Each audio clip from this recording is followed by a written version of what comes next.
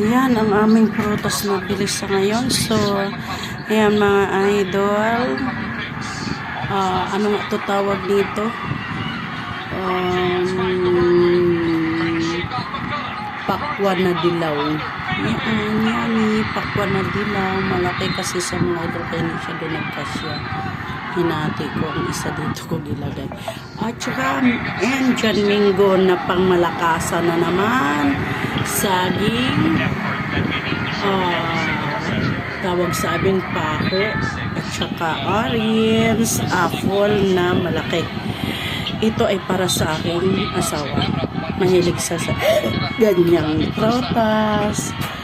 Yan mga idol, kain tayo. Pag gusto mo pakwan, si Papa pakwan. Ikaw anak? Ayaw mo pa? Anong ayaw? Ayaw. Papa. Papa. Opo. Ang sarap ng dilaw na pakwan. Parehas lang pala siya ng lasa sa original. Parehas lang. Kulay lang nagkakaiba. Change color. Di ba anak? Nagsalita ka parehas lang. Di ba nagbili na tayo nito?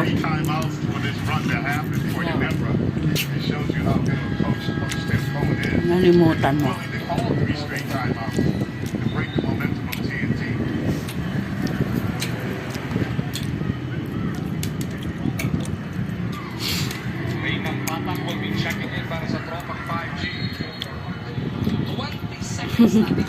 May ano siya, ano nga to? May buto. Ano ko yung, bakit kaya yung ibang pakwan walang ano? Buto. May boneless. Boneless. Yeah. Boneless parang bangus lang ba? Yeah. Ba't may ganun? May ganyan dyan. Paano nila nagagawa? Boneless na ibang pakwan. Boneless. Lokong bata ito ay.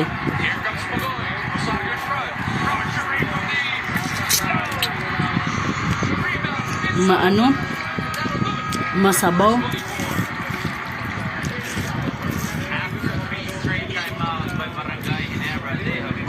Masarap sa mga idol, masabaw.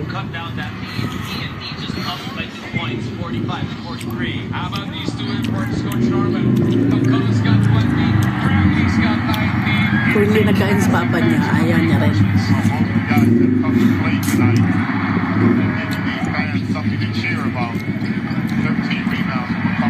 Nagkain ni papa niya, kain din siya.